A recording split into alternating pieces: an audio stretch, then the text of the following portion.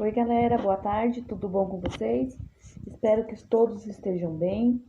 Hoje nós vamos iniciar a segunda semana do Soletrando, né? Quem não participou ainda dá tempo de participar. Vamos lá com tudo, prestando atenção e estudando, tá bom? Para a gente poder participar dessa competição, que é uma competição saudável, uma competição que, acima de tudo, nós vamos aprender, tá? Essa semana nós iremos trabalhar o plural das palavras que terminam em ão. Essas palavras, elas podem formar o plural de três modos. Pode ser aquelas palavras que terminam, quando você coloca no plural, terminam com ons, ãos ou ães. Não tem uma regra específica para ser seguida para fazer esse plural, o que depende unicamente da origem da palavra, para a gente poder colocar no plural. Aqui, nós vamos observar o plural da palavra que termina em ão. Quando a gente coloca no plural, ela fica como ons, né? Que a maioria dos substantivos e adjetivos que terminam em ão, quando você coloca no plural, ele fica como ons. Ou seja, olha só um exemplo: balão, balões, botão, botões. Vamos lembrar, substantivo. Vocês lembram o que é substantivo? O substantivo é toda palavra que denomina um ser, certo?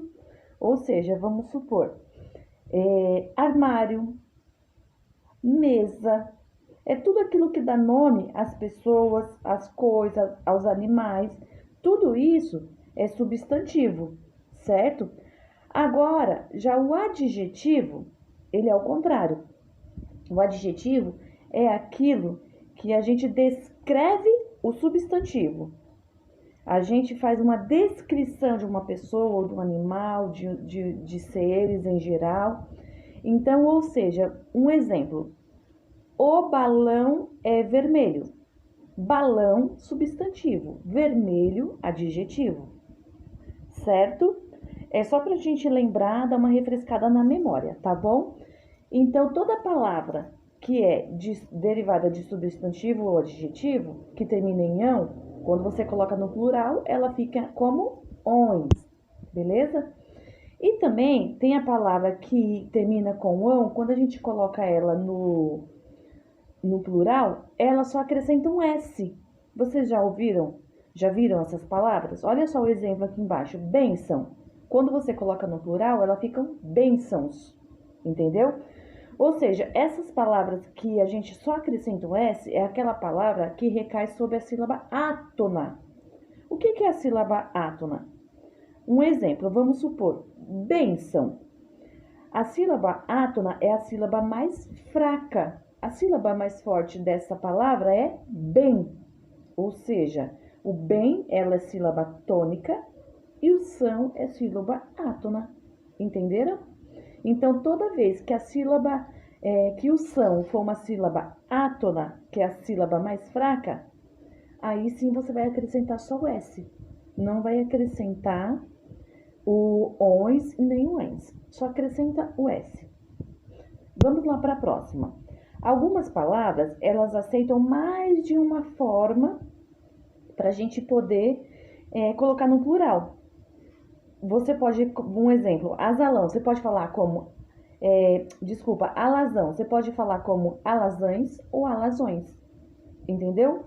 Aldeão, pode ser aldeões, aldeãos ou aldeães. Anão, anões ou anãos, entendeu? Não existe uma regra específica para seguir. Algumas palavras a gente pode usar de várias formas que está certa quando a gente coloca no plural. Uma outra coisa que nós devemos ficar atento é: decorar não é a maneira mais ideal da gente assimilar esses plurais, uma vez que tem muitas exceções e muitas regras e modos de se falar. Portanto, a gente deve praticar para a gente poder aprender. Ler é a melhor forma da gente poder identificar esses plurais e assimilar esses plurais. Quando a gente lê, a gente aprende. Se a gente não lê, a gente não vai aprender. Então, é muito importante que a gente faça a prática da leitura para poder a gente assimilar, para a gente aprender essas exceções, esses plurais, aonde vai o S, aonde vai o ons, aonde vai o ans, tá bom? E a gente, fazendo a prática, é difícil a gente esquecer, porque o que a gente pratica faz parte da nossa rotina, então é muito difícil a gente esquecer, certo? Agora que a gente já aprendeu um pouquinho de como são as palavras terminadas em ão e os seus plurais, vamos lá para a gente poder fazer a soletração, tá bom? Fiquem atentos às palavras que eu vou dizer agora. Vamos lá. Cirurgiões. Segunda palavra, casarões. Terceira palavra, vozeirões. Vozeirões. Quarta palavra, tubarões. Quinta palavra, capitães. Sexta palavra, cães. Sétima palavra, limões. Oitava palavra, narigões. Nona palavra, livrões. E décima palavra, corações. Vamos lá, pessoal. Só lembrando que o adulto, ele deve ler a palavra para o aluno. O aluno tem que soletrar sem nenhum auxílio de nada escrito. Não pode ler. Na semana passada nós observamos em alguns vídeos que teve alguns alunos que leram. Não pode ler, tá? O aluno deve apenas ouvir a palavra que o adulto vai falar e fazer e soletrar a palavra, tá bom? Uma boa sorte a todos e boa sorte para vocês, bons estudos, tá bom? Obrigada, tchau.